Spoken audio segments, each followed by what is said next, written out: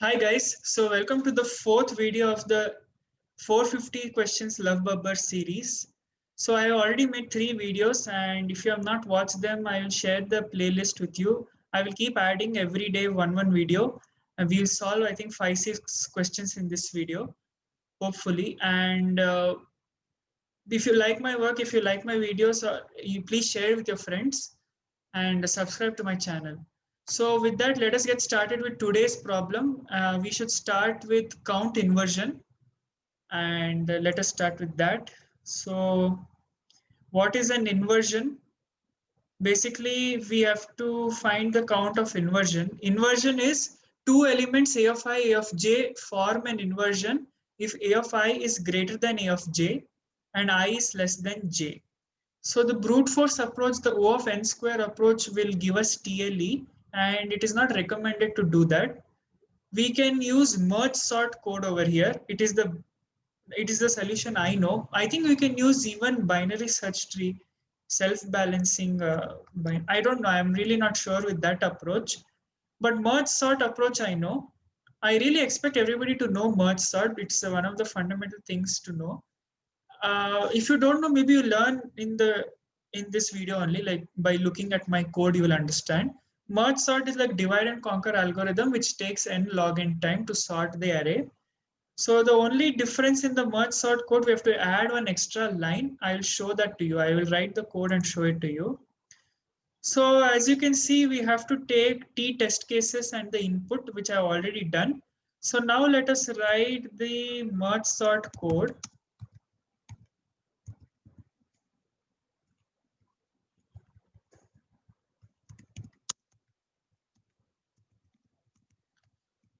So the parameters will be the array and lower bound of it and upper bound. So L and R. If L is less than R, let us take mid. Mid will be L plus R minus L by 2 to avoid integer overflow. Then we will say merge sort A comma L comma mid. Then we'll say merge sort A comma mid plus 1 comma R. Finally, we have to merge A comma L comma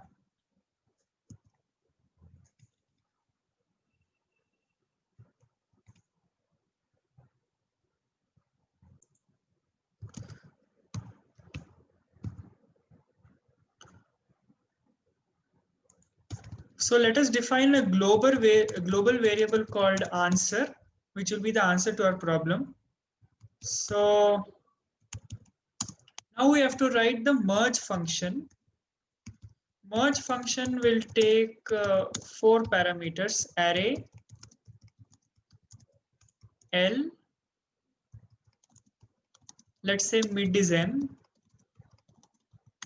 and upper limit is R.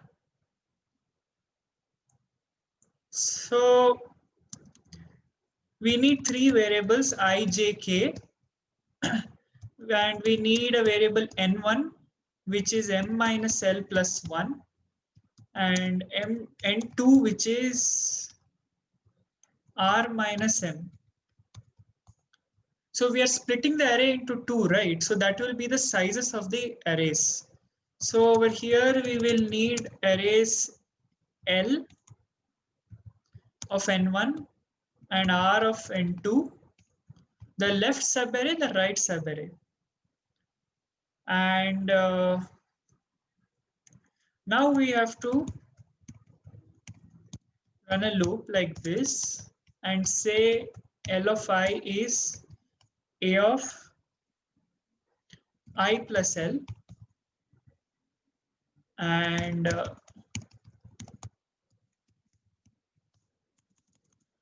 R of I is equal to A of I plus M plus 1.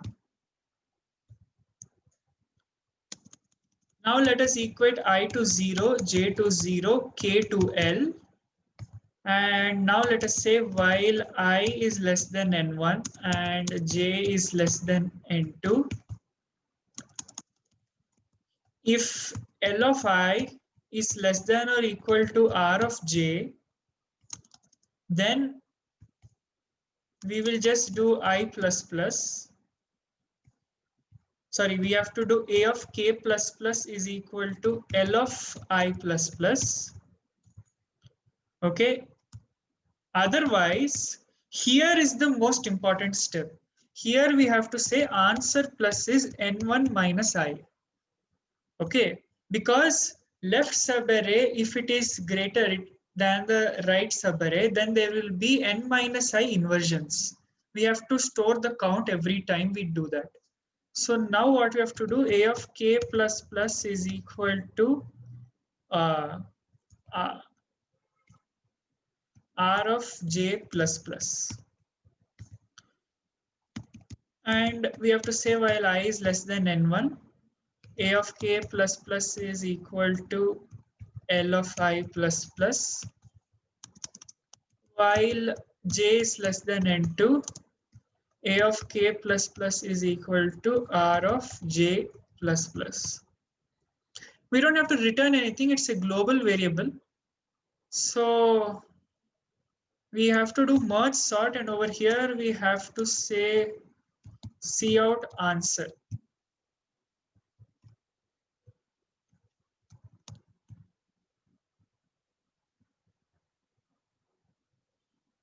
So because we need T test cases, I think it's better to pass it. I think it is better to pass the answer variable also, like in merge function or merge sort function.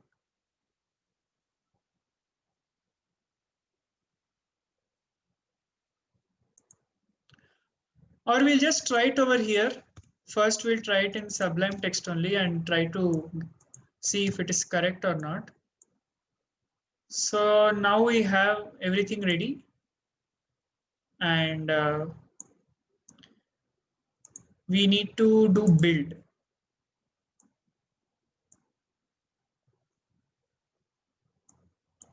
So some linker problem.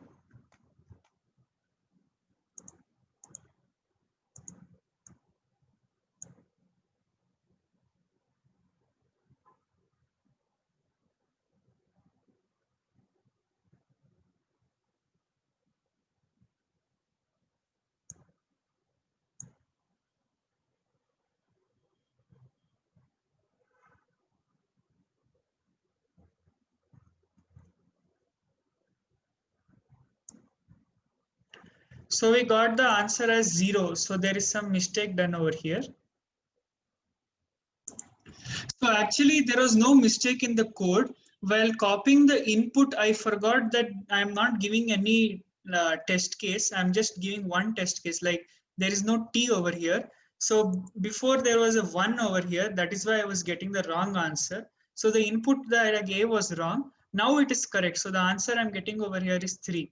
So ultimately the method is proper only. It is just the merge sort code, the same merge sort code. The only additional line is this one.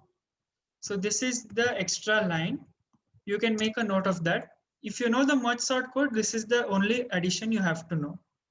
So that was the problem for count inversion. Okay.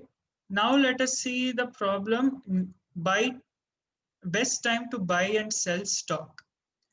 So I think this problem I've already done. I am not sure. Let's see. It's the lead code. Yeah, so I've already done this. I can.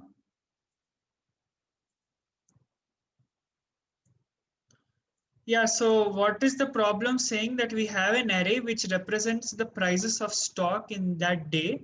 We can buy and sell stock once. We have to make a maximum profit. So which 2 days we have to buy and sell, and what is the maximum profit available? So what is the code for that? Basically, you will need to do 2 things. First is you have to continuously record what is the minimum value while traversing through the array. So that is first step. Next step is we have to get the maximum profit. So we will compare our maximum profit that is initially 0 with maximum available profit, that is on that particular day. If you sell a stock, what will happen? So on a particular day, if you're selling a stock, you would have bought it for some price. So what you buy and what you sell, so that difference you have to compare with the answer. That answer is the maximum value. So like that, you have to make such comparisons while traversing through the array. So I'll just repeat it. First, you have to keep finding minimum element in the array, and you also have to do what? The second thing is you have to record maximum difference between any element with the minimum element. That's all. So that's all this question is. It's very simple. You can try it by yourself one time. You will understand how to do it. It's very easy because it first of all is an easy category and many people have already liked it. So it's a very easy problem. Once you try it by yourself, you will get it. So it's just 2 lines of code over here. And let us go to the next problem. The next problem is find all pairs on an integer array whose sum is equal to a given number. So surprisingly, I've done this problem also, and I think you have to use hashing. By looking at it, you're thinking of hashing only. Whenever they say count pairs, count subarrays, count distinct elements, all these things, some map only will be used. So what did I do was basically,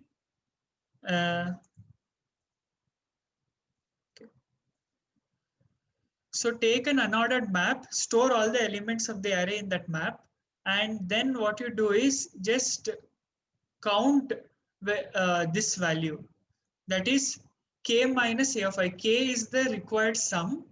Just count how many elements are there in the map k minus a of I. But remember one thing, when k minus a of I is equal to a of I, that means suppose k is 4 and a of I is 2. So 2 plus 2 is 4. But that those values you should not count. You should do count minus minus. And ultimately you have to return count by 2 because you have counted a pair twice.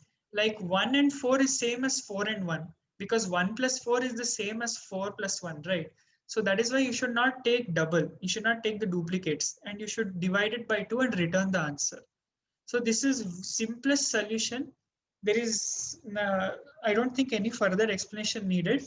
Basic question on hashing this is, you have to just store the elements in the map, check if k minus a of I is in the map, count those many occurrences.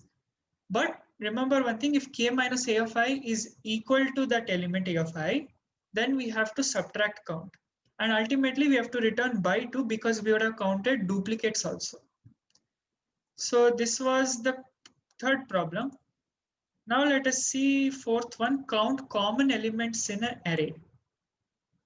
So we are given 3 arrays in sorted order. So the arrays are already sorted in increasing order. We have to find the common elements. So this kind of problem, how I have done is, I have used the 3-pointer approach. 3-pointer approach as in, there will be 3-pointer I, j, k. Initially both will be 0, 0. All 3 will be 0, 0 and 0. And we will use a while loop while I is less than n1. N1 is size of first array, n2 and n3 are sizes of second and third array. What we will do is, if a of I is equal to b of j and b of j is equal to c of k, that means all 3 elements are equal to each other, we will insert it in a set because we want all unique values. We want all unique. Instead of set, maybe we can use a Boolean vector. That also we can do. I've just used set over here. So we can store all the elements in the set because we want only unique elements. Okay. Actually, the question doesn't say, but if you try it by yourself, you will get wrong answer if you don't return unique elements. So we'll put it in the set and we'll increase all the 3 pointers by 1. But if this condition is not true, what to do? Then we will check if a of I, that is element of first array, is less than both the elements of second array. We will move only first pointer. Similarly, if second array element is less than both first and third array, we will move second pointer. And following the same pattern, we will move the third pointer by checking these conditions. Simple 3-pointer approach problem. Ultimately, we have to just return this. So this vector will have all unique values only. And this is the most simplest solution for this problem. Find the common elements in the three arrays. Three-pointer approach. You can have a look at the code once more.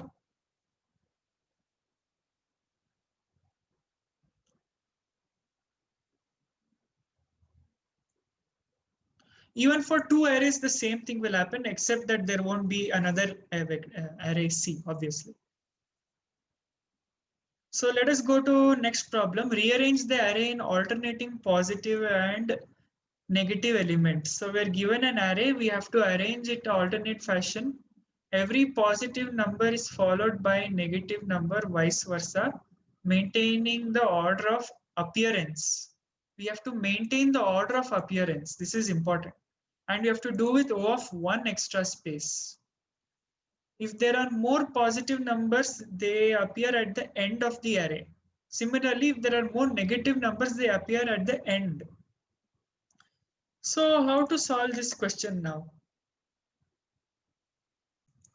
Okay, so for this question, arrange the array in alternating position, positive and negative elements. I have written the code to save some time. So let us call the function change, okay? Change, let us say negative is 0, positive is 1. What are we doing over here? Basically, we are going to arrange, like we're going to check for negative element in every odd index. Odd index in the sense over here it is 0 base, so you can tell it as even indexing. So like first, third, fifth element, like that we'll be checking, and then positive elements for like second, fourth, sixth, like that. So over here we have to just use the swap function, and actually we don't need this because I've erased that. So this, so just take the input, call the change function, and you don't have to do anything else. So if you want to run some test cases, for example, -2, 4, 5, -6, 7. So let us see if we get the correct answer or not.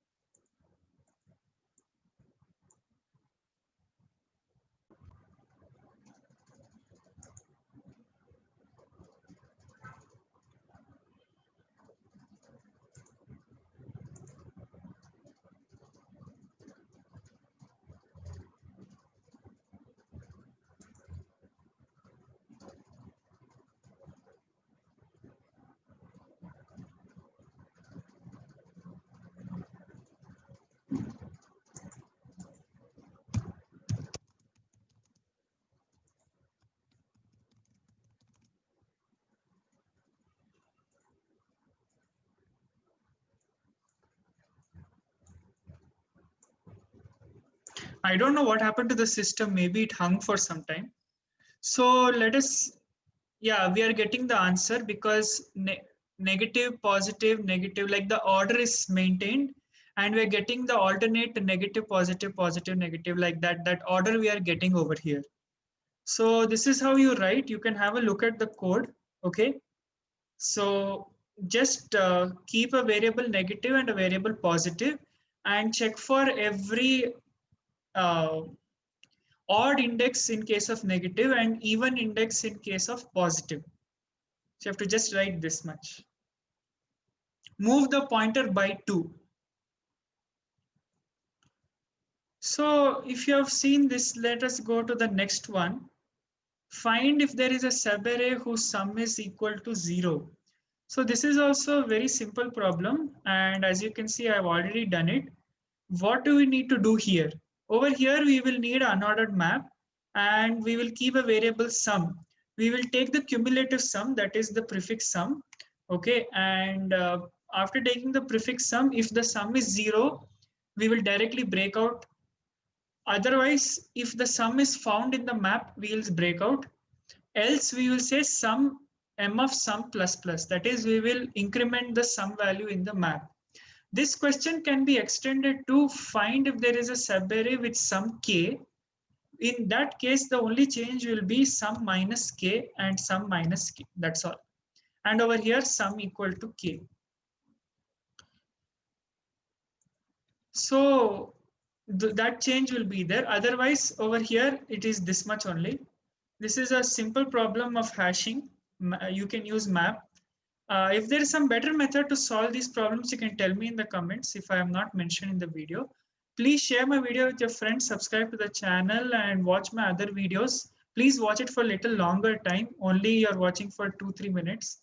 So please watch it for a little longer and share it with your friends and like it and stay tuned for the next one. Bye.